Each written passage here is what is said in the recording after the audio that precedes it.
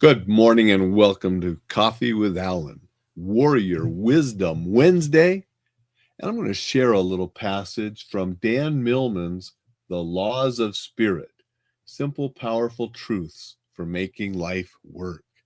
Older book, and I've had this since he wrote it, and it came out in 95, but powerful little book. And so I'm going to share a little lesson from that. Because we're talking about warrior wisdom, I'm drinking out of my wisdom mug. And the reason I decided to share something for Dan Millman, he was sort of on my mind. Yesterday, I saw him post something, and he liked something, and I commented and sent him a little message about that, and he replied, and then I replied. It was sort of funny that that happened yesterday because it was my daughter's first day of work in Brooklyn, and Dan lives in Brooklyn now.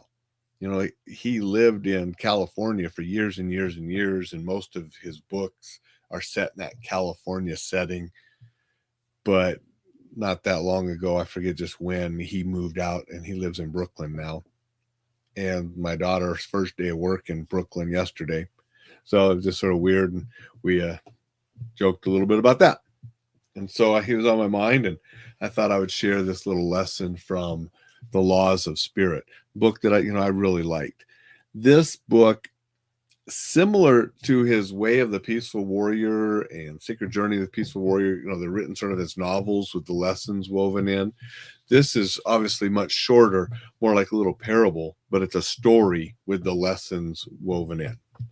But at the beginning of each chapter, before the story part that weaves the lesson into the story, there's little quotes and a little bit about that lesson. And that's what I want to read. The law of balance, finding the middle way. Here's what is at the beginning of that chapter. If gravity is the glue that holds the universe together, balance is the key that unlocks its secrets. Balance applies to our body, mind, and emotions, to all levels of our being. It reminds us that anything we do, we can overdo or underdo, and that if the pendulum of our lives or habits swings too far to one side, it will inevitably swing to the other. I think that's a good little lesson. I've talked and written about balance recently because of, my knee. I have to do enough physical therapy to progress, but if I do too much, it sets you back. You have to find that balance. And we need to find that in everything we do. Now, that doesn't mean we don't go full bore and forget balance for short periods. Sometimes that's what's necessary. You have to just do everything here and forget some balance to accomplish something and get something done. You got deadlines, you got things you got to do. However, that's just a small portion. In the overall bigger picture, it needs to balance out. So you may just have that intense focus and unbalanced life or unbalanced something for a short period to achieve something, but then maybe you swing back that other way and have a little bit less and you're unbalanced in a different direction to achieve total balance overall. That makes sense? So we need to judge that, and that's why we don't want to overdo or underdo, but we want to find what works for us and that middle ground that will help us, that middle way that will help us achieve those things that we want to achieve and live a more fulfilling, productive, successful, enjoyable life. That's the goal. And a life that's helping others and being fulfilled, whatever that calling of fulfillment is to you, which I hope it's a positive, good calling, and you're working for good for other people.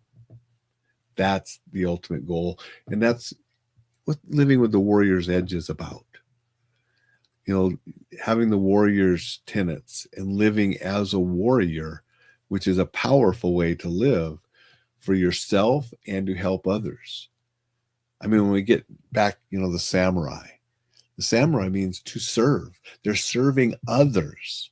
And yes, I understand that there were some cruel and despicable and bad things that went on in the samurai class. I know history, but I don't think it's a bad thing to cherry pick the good parts to make your life better. I mean, we can read history and we can see the bad, and those are examples not to do. And then we see the good. Those are the traits and examples to help us be better. And so I'm not whitewashing and ignoring the bad. I'm just choosing to accept the good to make me better and looking at the bad as examples not to do. And we can do that with the samurai. We can do that with all sorts of different things within our lives. Different resources, fact or fiction, can shape us, and we can use those to better ourselves and do better and do more. That makes sense? I hope so. Let's say good morning to a couple people before I jump off here. Got a physical therapy appointment today. Oh, yay. I still can't get that leg 100% straight, which is just bugging me, and I'm working hard at it, and it is so painful, but you just got to keep working. Thad's here and said good morning. Thank you for being here, Thad. Hope you're having a good day. Dixon said the peaceful parable, one might say. Yes. Thanks, Dixon. And then Dixon said, oh, wait, make that the peaceful parable about a pendulum. All right, you're going a little too far with that one, Dixon. But thank you for being here. Thank everybody. Highly recommend Dan Millman's books, one of my favorite authors, and good stuff to apply to your daily life and how you live and to be a better person. So do highly recommend that. Do highly recommend you sign up for the newsletter at enjoylifesafely.com. And I recommend you check out the free guides and the courses and different things there. Those are meant to help you as well. So enjoylifesafely.com. Thank you to everybody listening, watching, wherever it might be, live, replays, podcast. I appreciate all of you. Make it a wisdom-filled, balanced Wednesday. And I'll be back to see you tomorrow.